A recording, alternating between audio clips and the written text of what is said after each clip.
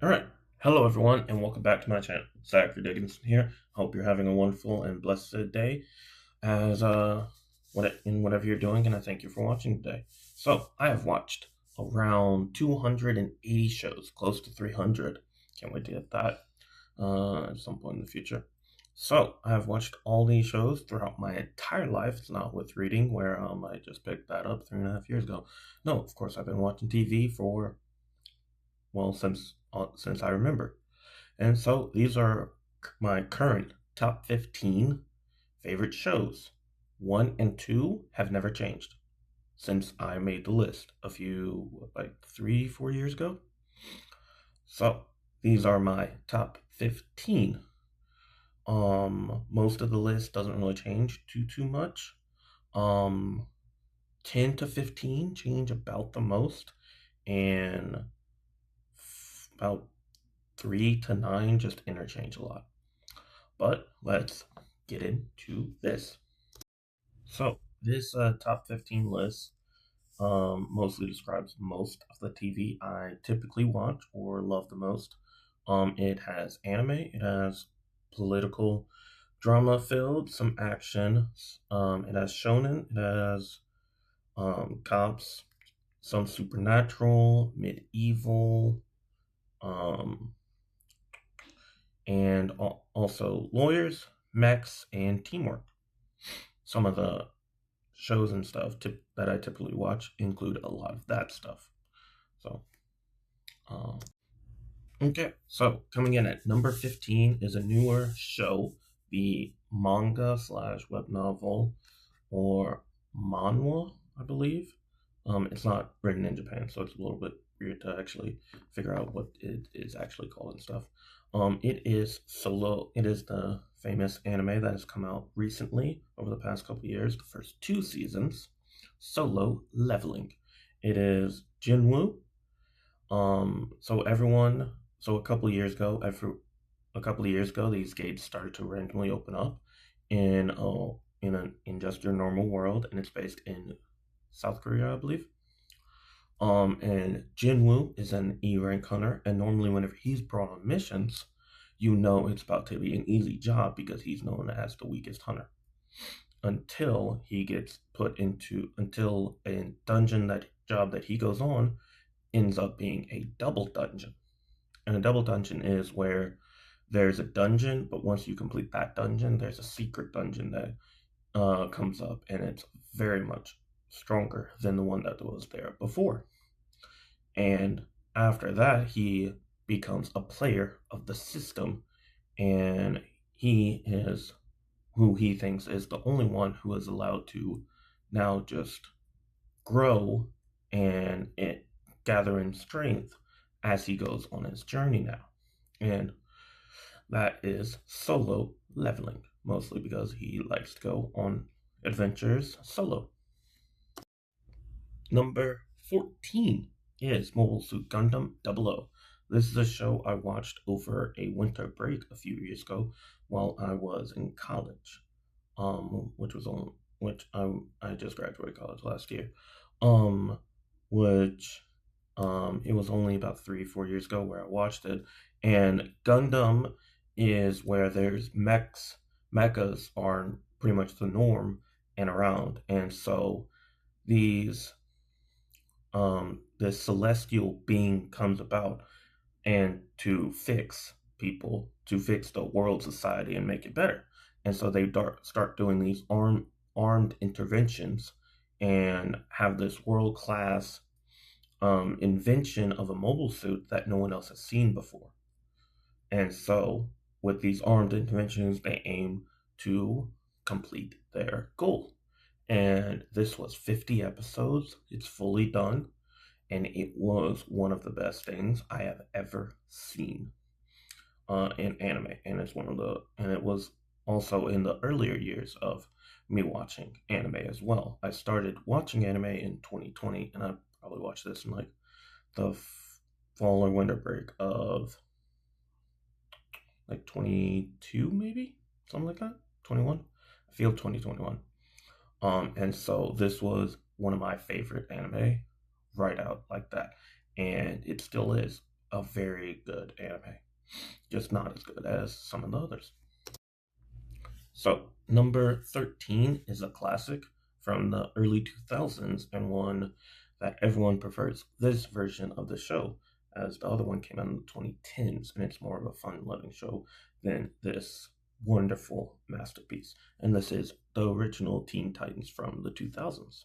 And so the Teen Titans are an ensemble of a couple of teenage superheroes where the leader or de facto leader is Robin, Dick Grayson, the first Robin or sidekick of Batman. And so, of course, it takes place in DC. And so it is 5 seasons long and still one of the best things I have ever watched. And I watched this on repeat as a kid on Cartoon Network and Boomerang, as it just repeatedly played on and on and on. And that is Teen Titans number 13.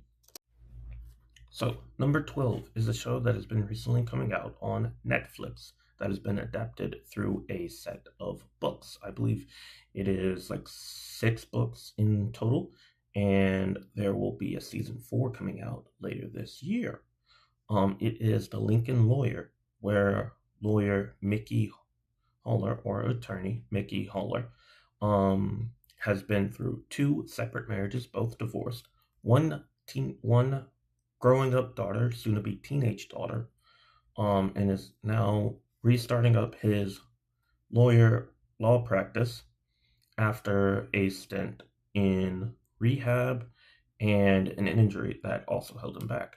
And he works alongside an old friend and his second ex-wife, and tries to get into parent his now growing up daughter with his first ex-wife. And as he's starting this back up, he unknowingly and surprisingly inherits an entire law practice, an entire building or part of a building, when another lawyer dies, straight up, just dies. And so that is where we begin.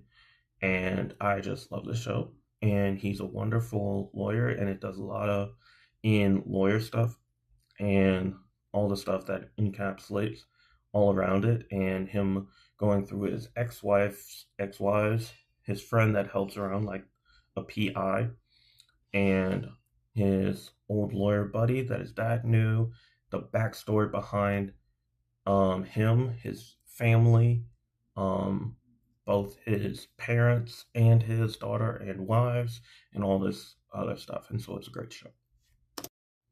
So coming in at number 11, we have another show that is older, and it's also a show that I think it depends on the version that you watch.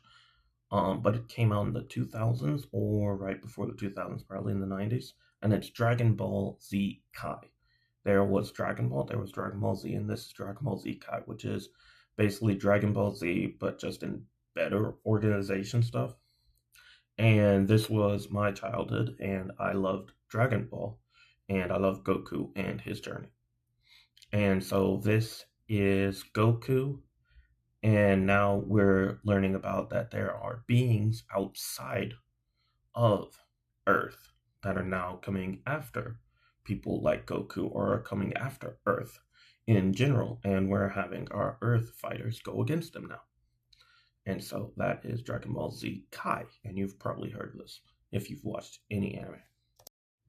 So now, coming in at number 10 as we begin the top 10 of my top 15 shows, after nearly watching 300 shows all time in my life, it is Yatagarasu, The Raven Does Not Choose Its Master. This is a show of mostly political drama and a kid becoming like an intern to a prince in a kingdom where it is a king, where there's the head of the kingdom is like a mountain, but some people can turn into ravens. And there are 4 nobles, or 4 houses that are north, south, east, and west, and something like that. And so since there's the prince and he's come of age, he needs a wife. And so all four of the sides choose one person. And so if this person becomes his wife, then they have political leverage for the next generation. And so that is what most of the story is about. And it's a wonderful political drama that encapsulates a wonderful amount of the show. And it is just beautiful. It is an anime. It is only subbed as of me watching it recently. And it is rather slow, but it is also still great no matter what. So now at number 9 is Naruto/Naruto Shippuden. Since I didn't want to split them up, since they're basically the same, but they're divided into two shows in a sense, but they're more or less the same. It is a Shonen Jump series and manga, and also has a sequel adaptation as well coming out in both a show and manga. And so Naruto is a little 12-year-old boy who wants to become a Hokage. And so he has to become a ninja first and work his way up through the ranks. And it is a wonderful journey with Naruto, Sasuke, Sakura, Kakashi, and everyone else in the Hidden Leaf and other surrounding villages. Are they friends or foes? We will find out as we watch. It is 700 episodes with about 40% filler as well. So now, number 8 of my top 15 favorite shows, The Rookie, which is what if at 45 years old you decided you wanted to move across the country.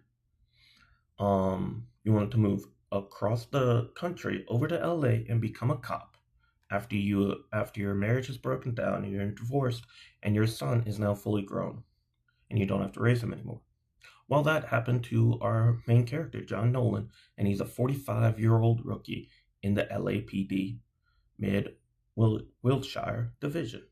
And so that is The Rookie. And so now we are on season 8 of The Rookie as it is still premiering. And I love it. It's a wonderful show, wonderful drama, comedy, romance, and everything in between. And I just love it. It is The Rookie, and you should watch it too. So now we have number 7, which is definitely the shortest show on the entire list. It is a show called Erased, where our main character is just doing his life and wants to become a mangaka, a person who writes mangas and is the author of a manga, but is struggling at that. But suddenly he sees the person who might have been the one killing some of his old, like, middle school friends. And so he discovers that the person then frames him for a different murder, but then suddenly he is brought back down to middle school before these key murders ever happened. And it is 12 episodes. You can watch them both dubbed and subbed, and it is amazing and easily a wonderful and amazing, great anime that I've watched. Okay, so now as we move into number 6, the final before our top 5, it is a superhero show in the MCU from phases 4 and 5, since it has season 1 and season 2. And of course, we're talking about Loki. It is a wonderful story of how, what if our Loki that we loved and grew to adore throughout the first saga, so he died already. What if we have a new Loki that is now around and he is just coming from the time whenever he had invaded New York from the Avengers? And so this is 12 episodes over 2 seasons, where it is Loki mostly fighting Kang and Kang variants and also other variants of himself as well, through the help or not help of the Time Variance Authority in the multiverse. And this is what kickstarted the whole new MCU multiverse saga. And so this is easily one of the best shows I've ever watched, and one of the most well written shows as well. So now we will head into my top 5 favorite shows. And I update this list every so often. It's actually a bigger list of up to 55 of my favorite shows out of 280 shows that I've watched so far. And I can say for certain that the only one of the top five that has changed in the past 3 years is number five. And that is a show that I'm currently also rewatching for the third time. It is Grimm. So, a detective in the Portland Police Department, Nick Burkhardt, whose parents were killed when he was 12 years old, suddenly his Aunt Marie suddenly comes into town and he starts seeing a few weird things. And so this is him discovering what this is to be a Grimm and to be around these beasts or things around him. And so this is a supernatural show that goes over 6 seasons, with the final season only being about 13 episodes, but the rest being the normal standard TV, like 20 to 22 or whatever episode length. And so it goes over his journey and them discovering everything about Grimms and the Grimm society. Okay, so now we have number four, The Last Kingdom, a medieval show that is a show and ends in a movie as well. It is like 6 seasons. It follows our protagonist Uhtred of Bebbanburg. I believe that's where, or Bebbanburg. It's kind of weird. Where it is England whenever it's separated into all these different kingdoms. And basically the whole point of the show is Uhtred's journey as he navigates life, being both Saxon and Dane, as his original family was Dane and ruled the kingdom of a fortress, but he grew up Saxon, which I hope I'm getting this right, which Viking is Saxon and Dane is non-Viking. I hope that's right. And so we just go about Uhtred's journey, and ultimately at the end of this, it leads into all these kingdoms uniting into it all becoming England towards the end of Uhtred's life. So now, as we head into my top 3 shows of my top 15 favorite shows of nearly watching close to 300, around 280 shows in my life. If you like this video, leave a like, and if you want to get notified about future videos, remember to subscribe and become one of the first few subscribers to this early and growing YouTube channel. Thank you for watching, and comment below what's one of your favorite shows that you've ever watched. So now, number 3 is Avatar: The Last Airbender. And this came out in about 2012. And it is amazing. 3 seasons, and it's an animated show that some debate whether or not it's anime or animated because it came out in the US and stuff like that. Semantics. And so Aang escapes wanting to be the Avatar and goes off into a bad storm, and in order to save himself, suddenly activates the Avatar state and gets stuck into an iceberg with his wild bison, flying bison, Appa. And they are stuck in there for 100 years, where the 4 nations are now without an Avatar for 100 years, for the first time since the cycle began. And so now he is into where the Fire Nation rule. And that is Avatar: The Last Airbender, number 3. So now we have my top 2, which used to be 1A and 1B, but I recently actually did decide on what is number 1 and what is number 2. So, runner-up to my second favorite show of all time, number 2, is Arrow, a show that came out from 2012 to early 2020, where Stephen Amell starred as Oliver Queen. After being stranded for 5 years on a deserted island, or was it deserted? He now returns home to Star City to enact what his father wished for him to do, to right his wrongs.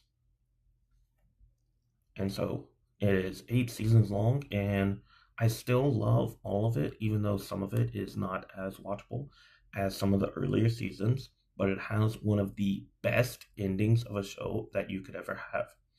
And so that is number 2, Arrow, Oliver Queen, and everything about his vigilantism and everything else.